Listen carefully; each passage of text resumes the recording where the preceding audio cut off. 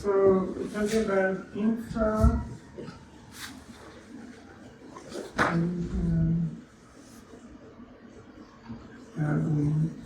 okay, so before I give kind of a rough description of this, but now let's try to get into more of like the actual technical details. So the setting is a repeated game. Okay, we have like a repeated game between multiple agents. So let's start with just two agents. So we have two agents. One has action space A1, the other has action space A2, and there is some reward function for the first agent, and there is some reward function for the second agent.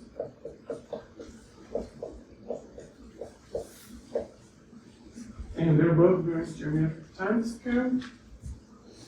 So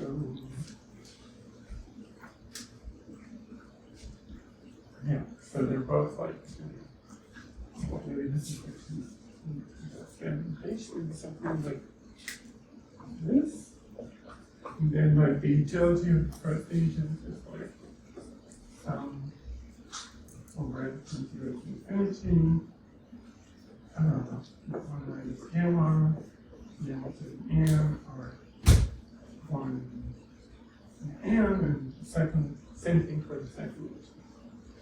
So this thing they describe, so this thing is like a game in normal form. It's the stage game, and this entire system is like a repeated game. So we can think of all of this in the framework that we're always using by having the observation set of each agent be the action space of the other agent. Right? So it means that kind of the observation set of agent 1 is A2, and the observation set of A2 is A1. Right? So they both kind of take action simultaneously and observe what the other agent is like. But they don't know, so those are going to be some information learning agents. So they don't know they're playing game or anything. It's just, each of them just regards the other as some kind of an environment. Right. So the idea of Infra-Bayesian Haggling is, so ideally, we would like to have some kind of a criterion, some kind of a natural but very general criterion, like a particular regret bound, for example, such that we could say, if both agents follow some policy that satisfies this criteria, then they converge to something. This is not something I know how to do currently. Instead, we're doing something much easier. Namely, we consider some very specific learning algorithms. Only for this learning algorithm we're trying to prove. And of course, the hope is that later we can try to generalize it and to kind of try to sort of define which properties of this learning algorithm are really necessary for which like sufficiently abstract properties of this algorithm are truly necessary for the conclusion to evolve. So what is the algorithm we will consider? This algorithm is a very simple learning algorithm, which I call the short infra-UCB. So how is this algorithm going to work? So this algorithm is based on the idea of upper confidence bounds, which is kind of very classical approach to learning algorithms for stochastic ranges in reinforcement learning. But like the general principle of upper confidence bounds is that like on every moment of time you have some, you have your kind of hypothesis space, and then you make some observations, and then like you use those observations to kind of narrow down your hypothesis space into some confidence set, C. So this is kind of very, kind of coarse kind of update thing. It's not like a Bayesian update. I'm looking at the actual probability distribution. I'm just somehow choosing a subset. And like the way I'm choosing the subset is supposed to satisfy the condition that, with probability 1, asymptotically, the true environment is always going to be inside the confidence set. This is like, so typically, like for example, like if, just to give like a very simple example of this, suppose I was observing a biased coin, right? So I see like biased coin, and then after n flips, I see that, I count the number of heads divided by the number of heads plus the number of tails, for how many experiments I had, and I get some number, and I know that the actual probability of the coin, and let's call this number f. So I know that the actual probability of the coin is something like f plus minus 1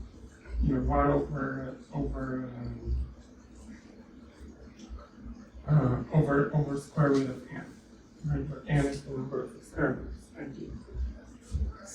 So if I take my confidence set to be like the interval from f minus some c divided by square root of n to f plus c square root of n for some c independent slightly grows with n, then for judiciously chosen sequence C, I can guarantee by the usual large numbers here that with probability 1, the true E will be inside this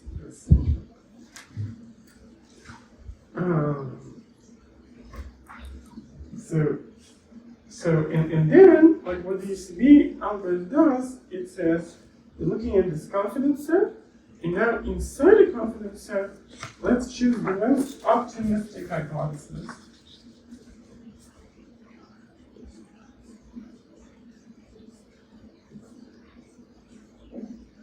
So the hypothesis that if it were true, it would allow me to obtain as much expected, the most expected utility compared to other possible hypotheses. And then I'm going to just act as if this is true. I'm going to say this is my working hypothesis. This is how I'm going to behave. So this is also known as the principle of optimism under uncertainty.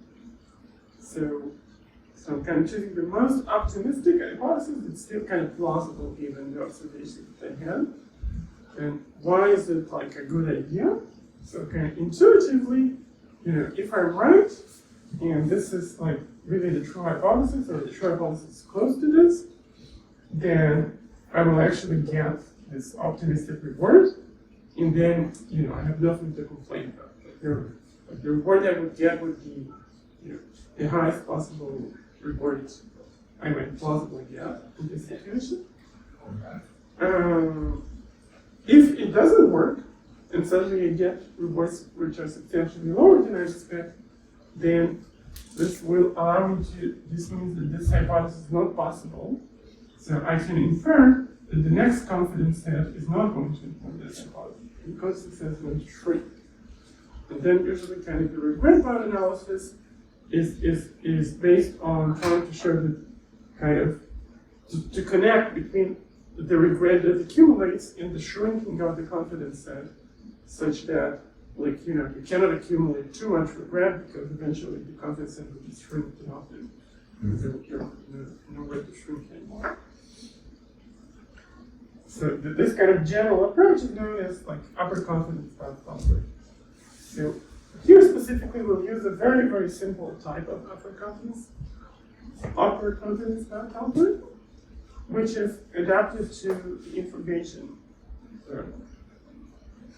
So we are going to consider learning algorithms where all our hypotheses are going to be sharp infra-RDPs.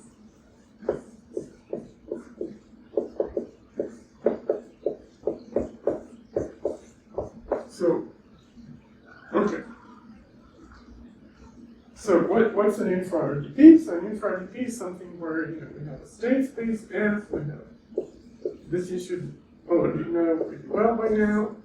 Have an initial state, you have like the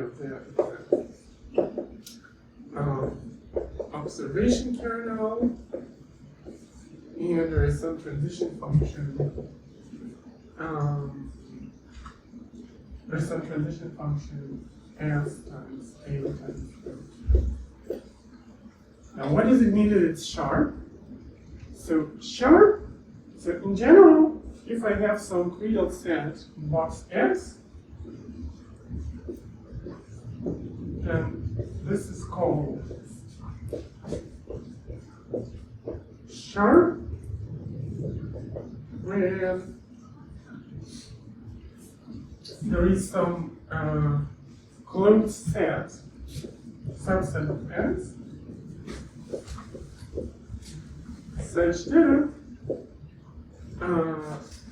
eta is equal to the top of C, which by definition means the set of all distributions supported in C. Okay? So sharp Creedle set is just a Creedle set which corresponds to some closed subset of my Indian space. So in this case, we're just talking about finite sets, so the closed doesn't matter.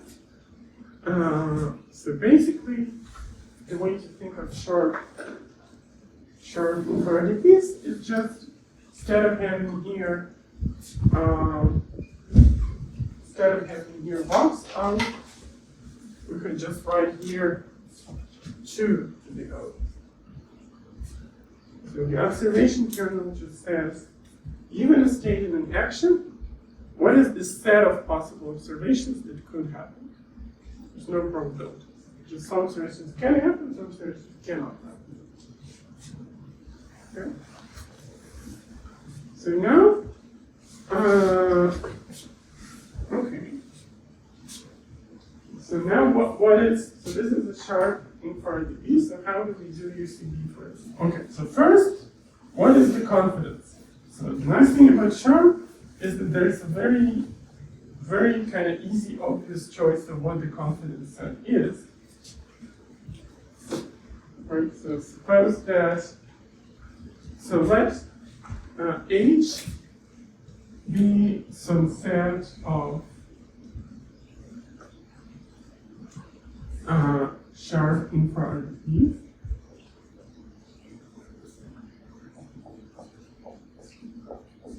So for example, what kind of set is it? So it could be like something like all, made, so e.g., all infra-RDP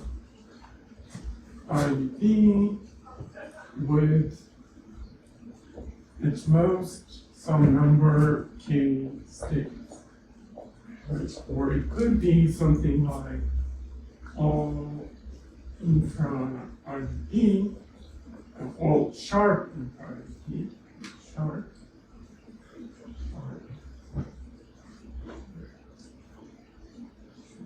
RDP with less than k description complexity in some language, some kind of.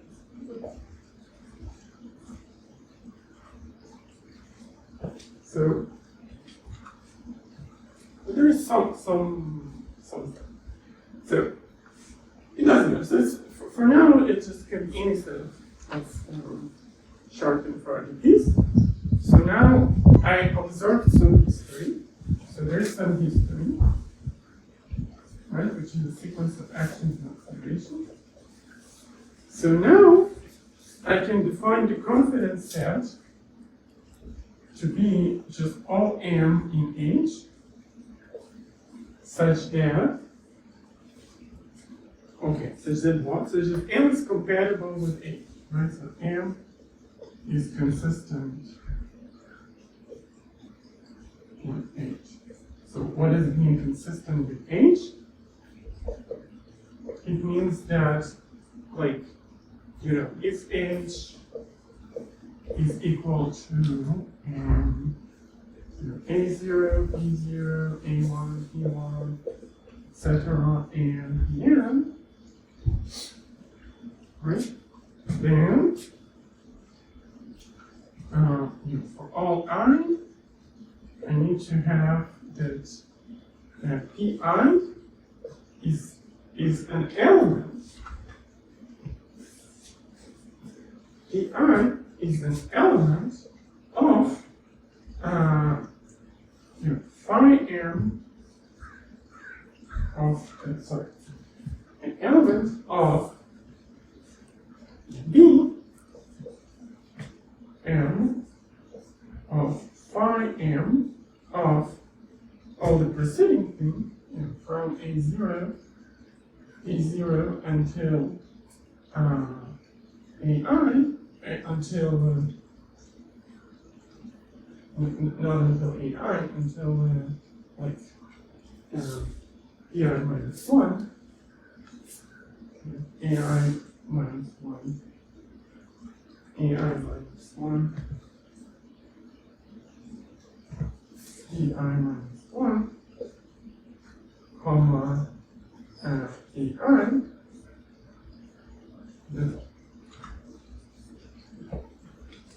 right, so for any moment of time in this history, I want the observation I've seen at this moment of time to be an element of the set which is given to me by this observation kernel, where I plug in the state that is calculated from the prefix before this observation and the action. Right, where phi m, remember that phi m was recursively defined using t. Right? Phi m, if you remember, is like a thing where phi m of the empty history is the initial state, and phi m of any history where we add some action and observation is, the definition is just Tm of Tm of H and T.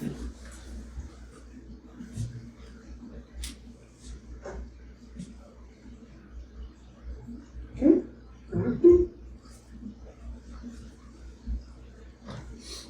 Okay.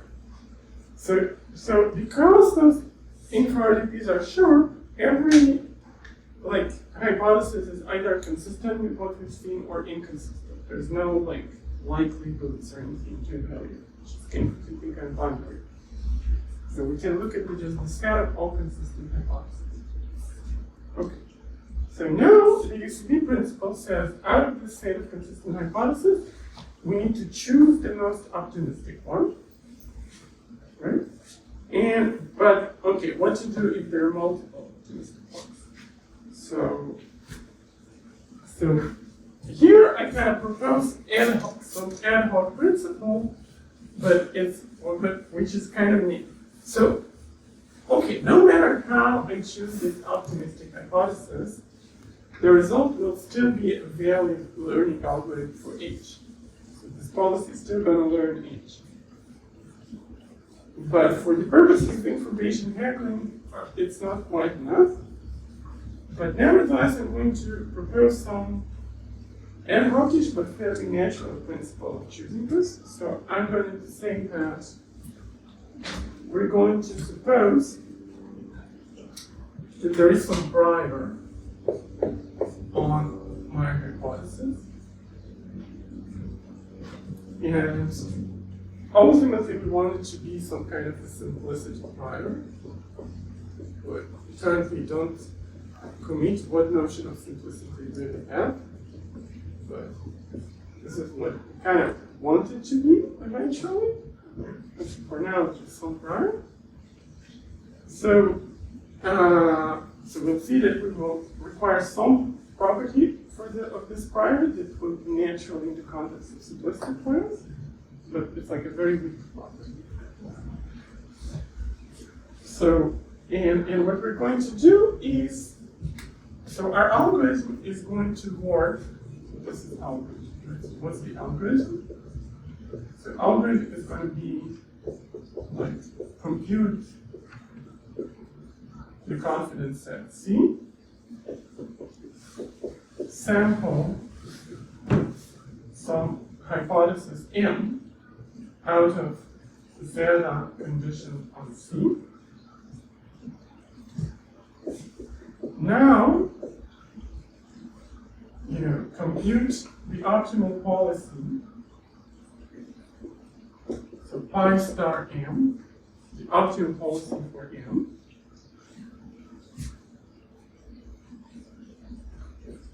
Follow pi star M until M is falsified. So we keep following this optimal policy as long as this hypothesis seems to be like, oh no, sorry, I missed a step here.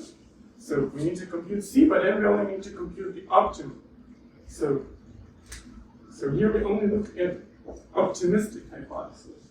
So those are the most optimistic hypothesis in terms of asymptotic reward. Okay, so here there's some kind of nuance, but it's kind of important. So for each RDP, there is some optimal policy which gives us some reward, some expected utility, but we only care about the gamma to one limit here. Okay, so we look like for each hypothesis, we look at the gamma to one limit, how much expected utility would we get from this hypothesis, and and we choose the hypotheses that are the most optimistic on this criteria. So here we follow this until hypothesis is falsified. So what does it mean falsified? It means we see some observation that's not consistent with the observation channel of this infra-RDP. Right? And now we back to step one.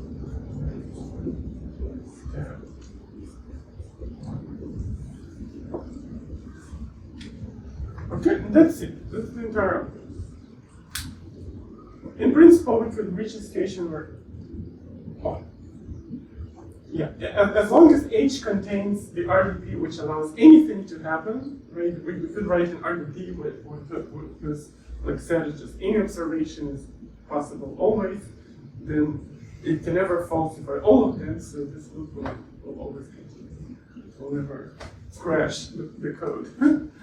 So first of all, it is easy to see that this is indeed a learning algorithm. So for any hypothesis in the hypothesis class, if the environment is actually captured by this hypothesis, then it will converge to the optimal part of this environment.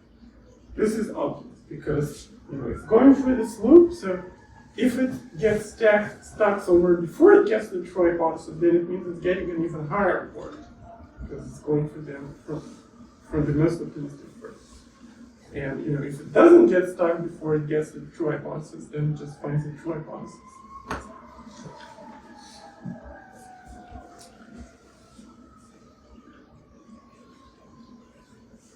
If it gets stuck before it gets to the true hypothesis, on some higher level of reward, then the regret is negative, which is actually, so in Infra-Bayesian is a regret could be negative, which it can never be. Okay, it could be negative if Murphy is merciful and not punishing us.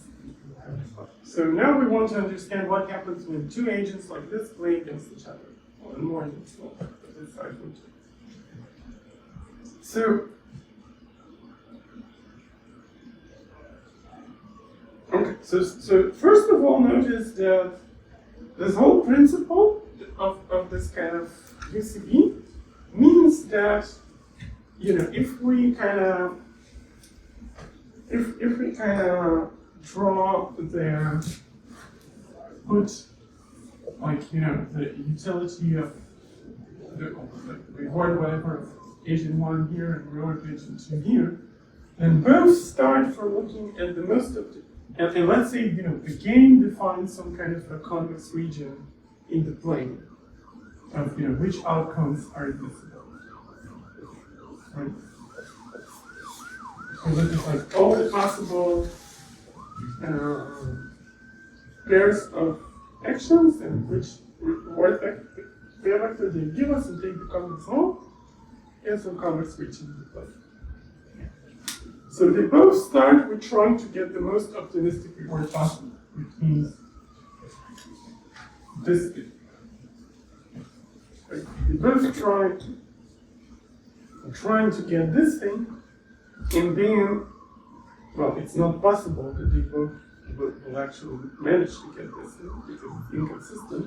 So some hypothesis gets falsified, and kind of this thing goes down, until it reaches the convex hull. Okay, but what will happen when they reach the convex hull? So to understand what, so the claim, of course, is that when they reach the convex hull, they stop and actually just stay with the pairs there. But why? How do we know this will happen? Yeah. How do we specify the rewards in the the hypothesis class to make sure that it's has the same maximum as the actual game? Well, I mean, the rewards are just the rewards. I mean, the rewards are you know, there's R1, A1 times A2, which is the same as O1 to R. So this is just the last. So the reward on histories, you know, the kind of the historical reward, I don't know how to call it, just looking at the last thing, right? It was like an A0, and PM. So this is just R1 of AM. Yeah, I guess the question I'm asking is more like, you want to have enough cheat? I'm just a bit confused about how the players know about the kind of maxima that are given by the game constraints. Yeah. So you want to just know cheating because I am cheating. So I'm kind of, I mean, this kind of setting, it sort of presupposes that the rules of the game are in some sense known, right? Because like there could be some situation where maybe there's some observations in the observation set which don't correspond to any actions at all. Just to give like a simple dumb example, that it cannot actually happen. But the agent doesn't know about this. They're kind of not part of the game. So yeah, like you could consider settings where the agents don't start out knowing the rules of the game, but they also need to learn the rules of the game. And then, instead of starting from a point here, they will start from some point here. And then they will go down. So this might cause things to be worse. This usually causes things to be worse in some sense. So we'll get back to it later, I think. But, well, the general principle is still true in some sense. I mean, they still end up converging to either a Pareto efficient outcome or like one of them is just maximizing and the other is best responding to that. This is always true. In some sense, if they start out knowing the rule of the game, then there is a much better chance that they will actually manage to converge to the correct efficient outcome. Is there some kind of philosophical way to justify why? So kind of intuitively, maybe we can try to argue that just learning the rules of the game is much easier than learning the kind of behavior. So maybe there is some argument, which I haven't made formal at all, but it seems like there could possibly be some argument which explains why in many cases it's kind of reasonable to assume that they will first go here and only then. I don't know how to formulate it, but it also seems like something that's kind of possible.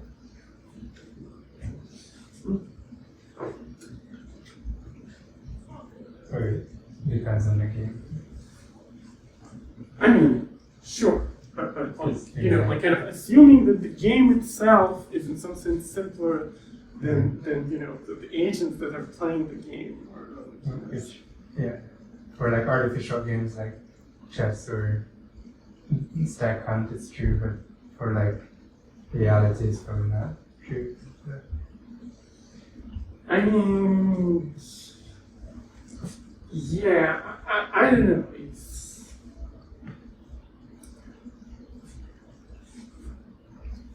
I don't know. This is a topic for a separate philosophical discussion. Like you know, maybe the ultimate thesis is going to be like something like there's aspects of reality which can be in some sense considered to be kind of decoupled from others, and that are sufficiently simple, kind of along those dimensions, the agents will converge to some kind of. All right, so where were we? So how do we know that they actually stop when they get this? So to make the argument, I introduced something called, and another step, okay, I skipped another step here, which is, I said sharp infra-RDPs, but the infra-RDPs needs to be, for this to be learnable, there needs to be some extra condition, right? Like, for example, we need them to be communicating or something. So actually, to make this work, I use a condition which is called Quasicommunicating, which is sufficient to ensure learnability. So I guess I need to like assure the question to explain what it is. So all this time I was talking about sharp infra-RDPs. What I actually was supposed to say is quasi-communicating sharp infra-RDP. So what does it mean for this to be quasi-communicating? So the way I define it is we define a certain partial, so we have the state space S, and we define a certain partial order on S. We define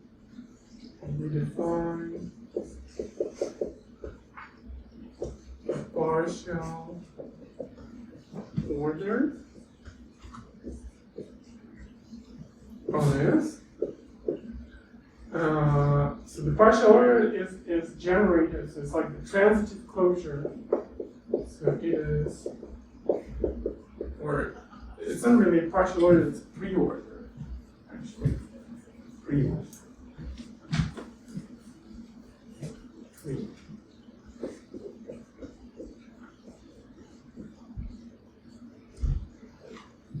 So it is generated by two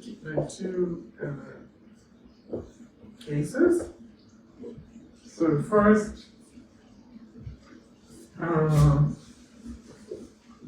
if there exists a policy phi such that starting from S1, phi reaches S2 with probability 1,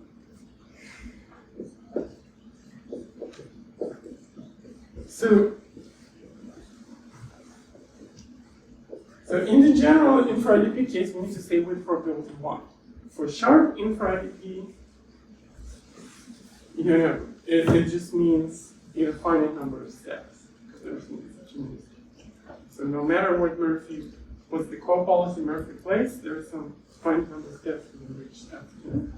So if this is true, then we say that S1 precedes S2.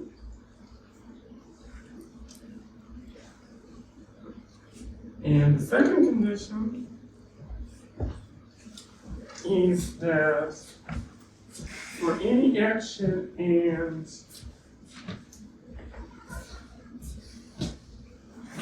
any theta small in B of S1A, there exists some kernel from O to delta O such that if I apply K to B of SA, if I apply 8 K to theta,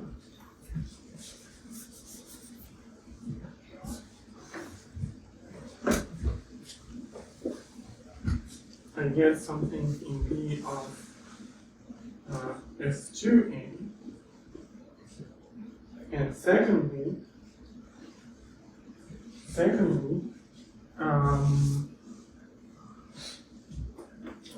for any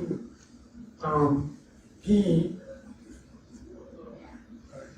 in O and Q in the support of KP, the transition of S1 A P precedes the transition of S2 A Q.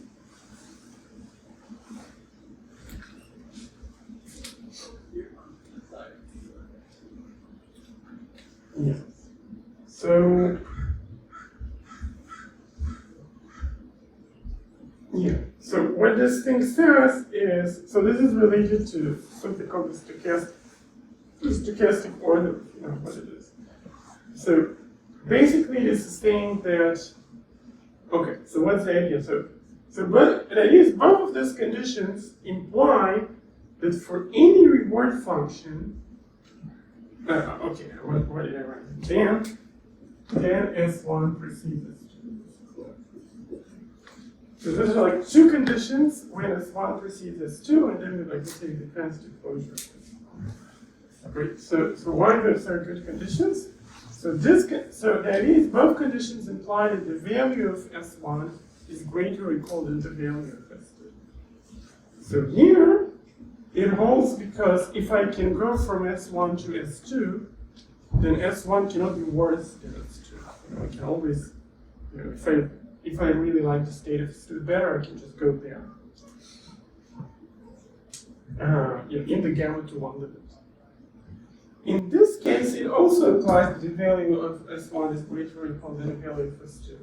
Why? Because it means that for any action I take, like the outcomes I get are at least as good as, so in some sense, there's a way to map kind of the distribution. I can kind of map the distribution of outcomes that I could get in this state onto the distribution of outcomes I can get in this state, such that every time I only end up in a better state. So this also means that this state is kind of strictly bad. I think we could actually make it, I think, Jerry, wasn't you who remarked that we could make it even more general by saying that I think for every action there exists different action, right? Instead of, so we don't need this, I think, for the haggling, but we could also do, I think, an even more general thing which says, like, here, right, for every action, blah, blah, there exists could do like exist a different action, like B.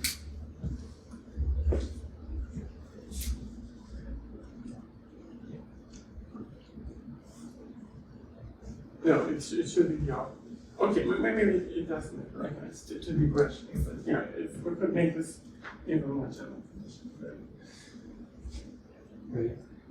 That condition felt a bit more natural to me because it's sort of saying that like no matter what step you take from S2, there's a corresponding action from S1 such that yeah. Oh, okay. I mean, yeah, if you want, so we could say that there's some B in A such that here this is like,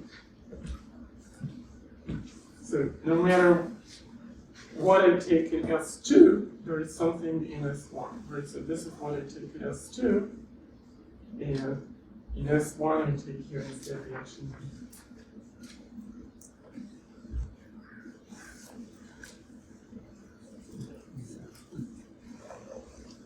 No, but then the action B should be here. So then, so then I guess we need to say there exists B in A such that for all, and there's more quantifiers. For every A there exists B such that for every theta there exists K.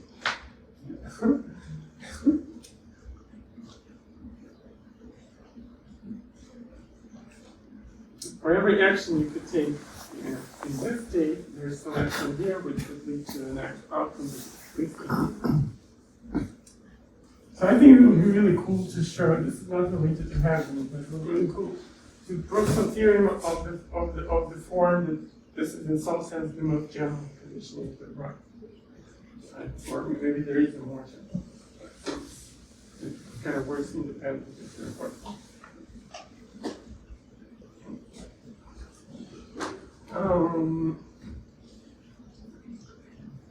Okay, so this is just a technicality. We're back to kind of more like potential thing. So we want to prove that those agents will kind of be able to lock in with each other. And to do this, we introduce this password, what I call the password RDP. Password. So how does this password infra-RDP work?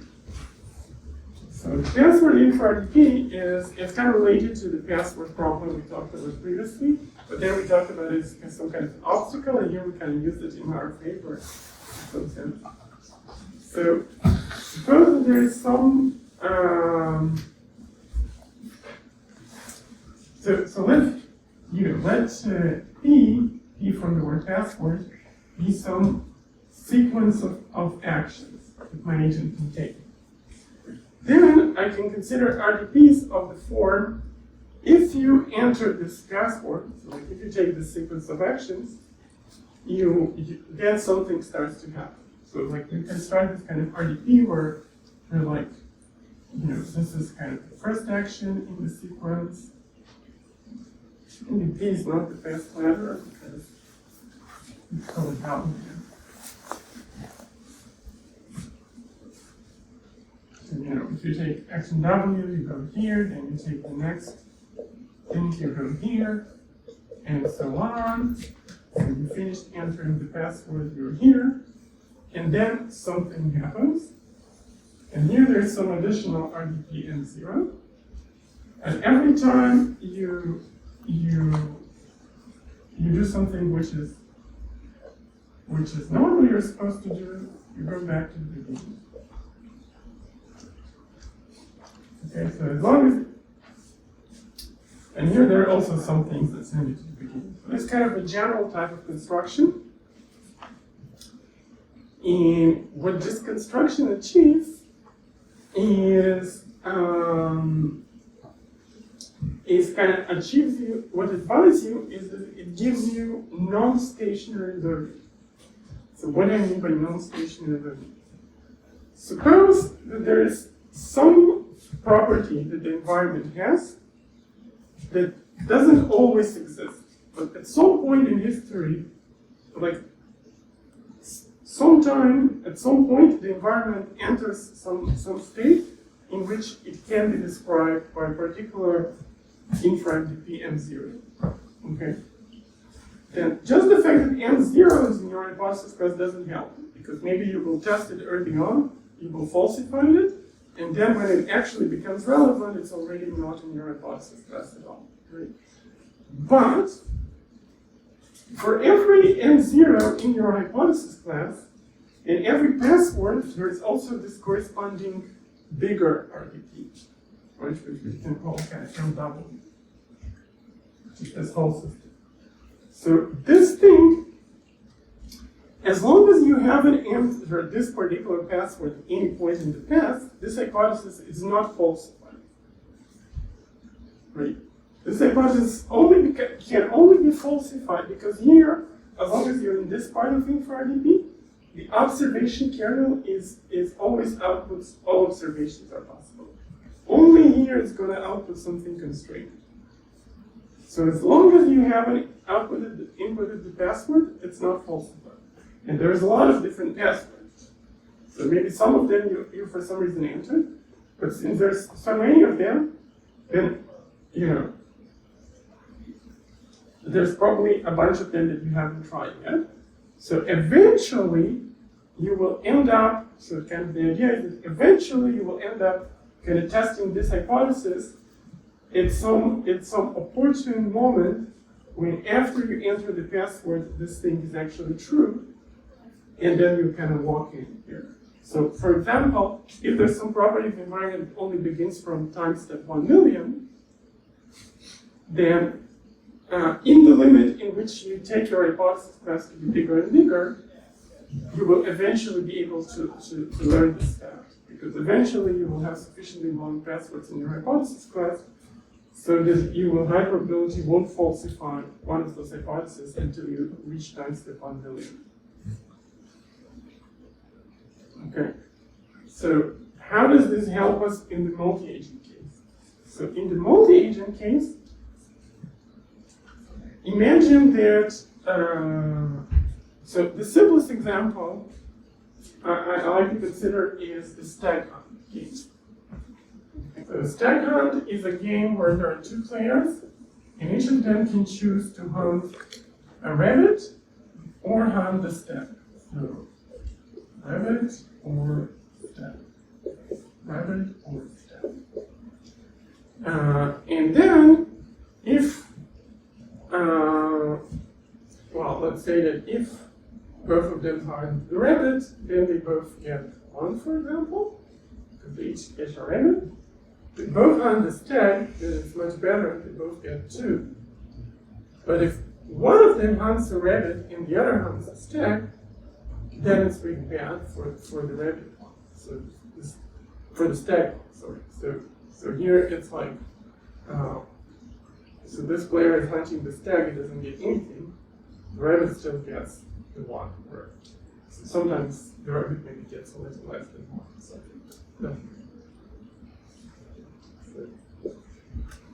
okay, so this is like the case matrix. So what they would like to do is they would like to coordinate both on hunting the stag. But if you don't trust the other player to hunt the stag with you, then hunting the stag is risky because you'll end up with 0. So, okay. So now we have, and that's what I call the general. So okay. So this game, it has the property that if you look at kind of the diagram that we did before for this particular game, right? And what do we get? So we have like rabbit in here, 1, 1. Right, we get the stag, 2, 2. And then we get like the rabbit stag and the stag rabbit here. So because this whole thing is this triangle, so this game has a property that has a unique Pareto efficient output. They call it generalized stag. Right, so what happens? So in this game, if both our agents follow the UCB algorithm that I described, they start with the most optimistic hypothesis. So this means they start with a hypothesis guaranteed in this page, right? Because this is the most optimistic thing we could have. So for a hypothesis, so what does it mean that an infra-RDP guarantees this payoff? This means that there is some policy you follow in this infra-RDP, such that you eventually are locked into some subset of states where you keep playing Stag and you'll keep observing Stag. So like you expect, there's some sequence of plays, but eventually expect to converge to Stag all the time. So this is the kind of infra-RDPs that both agents are going to consider initially. So in particular, inside those RDPs, there are the password RDPs, which say, if you enter a particular password W, right, there's like a particular, so for any W, which is a sequence of actions, it could be, rabbit, rabbit, stag, rabbit, rabbit, whatever. But there is some MW, which says, if you enter the password, and then you start playing Stag after you finish entering the password, then opponent will play Stag. And like as long as you keep playing Stag, the opponent will keep playing Stag. Right? So this infra-RDP has this kind of password entering part. And then in the end, so here's like the password like entering, so it's like W is entered. And then here it's just like, if you play Stag, then if your action is Stag, then your observation is also Stag, then you come back to the same state, and if you play rabbit, then you go to hell. Not to hell, just to okay, there's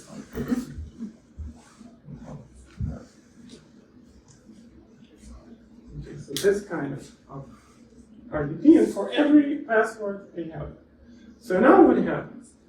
If both agents are testing a hypothesis that's one of this form, and they happen to reach this state at the same point of time, then from now on, the both of them are going to play Stag forever. Because from now on, they're both have optimal policies that say you're supposed to play Stag, but you expect to see Stag, so the hypothesis is not falsified. So you play Stag, okay, you see Stag, everything is great, you play Stag, you see Stag, and they just stay here forever, right? They just stay in this line of code forever. It's great for them. So is it always guaranteed that this will happen? I claim that in the limit of, as you take more and more hypotheses, and under some very big assumptions on the prior, it is guaranteed to happen. Why? Because, okay, first of all, so there's like, so one assumption that you need on the prior assumption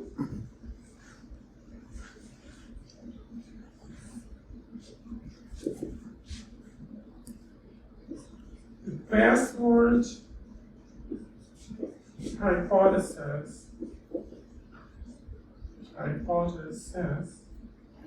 have a lower bounded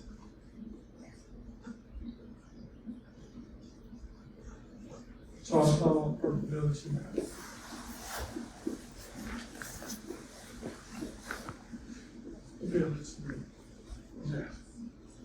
Right, so like if we take zeta of like the set of all MW for all possible W, then this will be lower bounded by something. And as we increase the complexity, allow more states or more description complexity or more whatever, this state is lower bounded by the same bound. So this is a very plausible assumption. Why? Because if you look at description complexity-wise, then this thing, if you take the sum of those probabilities and you have some kind of a simplicity prior, then the probability mass you expect is the description complexity of this entire class. So every particular one has high description complexity because you need to describe this stuff. But the whole set of them has low description complexity. Right? You only need to describe this thing, which I told you, you don't need to specify a specific value. So they're all, so this is like a very reasonable assumption for kind of simplicity prior. Okay, so if this happens, then it means that a constant fraction of the time they are testing those hypotheses. Like the probability every time to choose one of those is overbounded by something. So they can end up choosing those frequently. Okay, but this still doesn't mean they will reach this point at the same time. But now what happens, so imagine that they are testing different password hypotheses. So if all the passwords were of the same length, that would be bad, because maybe they have like an off by one, that is going to stay off by one forever or something, right?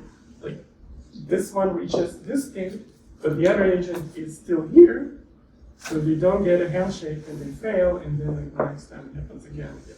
But this is not what actually happens, because first of all, the passwords have different lengths, and second, sometimes you randomly, like the thing you expect here happens randomly because this is just the password the other agent enters. So there is some noise. So the kind of the time difference between agent 1 reaching the state and agent 2 reaching the state is changing. But it's also changing within. But those passwords are still bounded by something.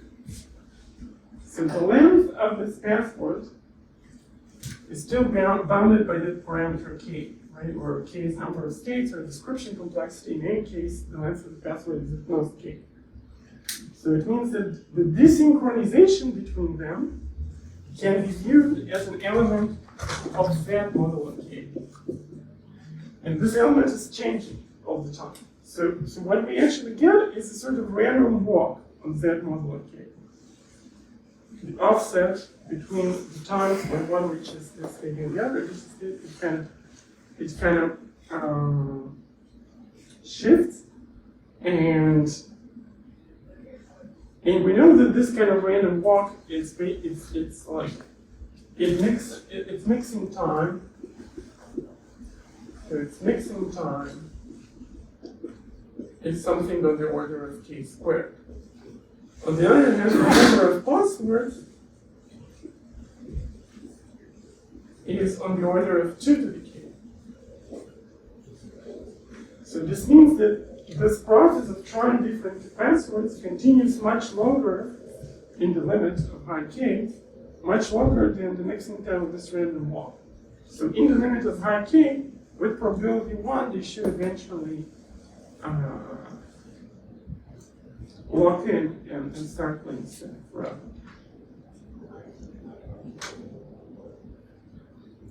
So it might be kind of intuitively weird, but the way I think about it is, it might still seem kind of intuitively weird. Why do we need to do this strange dance with the passwords? But it's actually not that strange, because in the Stag Hunt game, it's just kind of the only thing to do is to play Stag. But there are other games, but there's also coordination games, right? Suppose like there's the game of we meet each other in the corridor and we need to pass each other, right? So there are like two good options, like either we both go this way or we both go that way.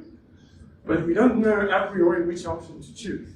So we need to do some kind of a coordination dance to decide which strategy to go with. So in some sense, this kind of trying different passwords plays the role of this kind of coordination dance in the setting.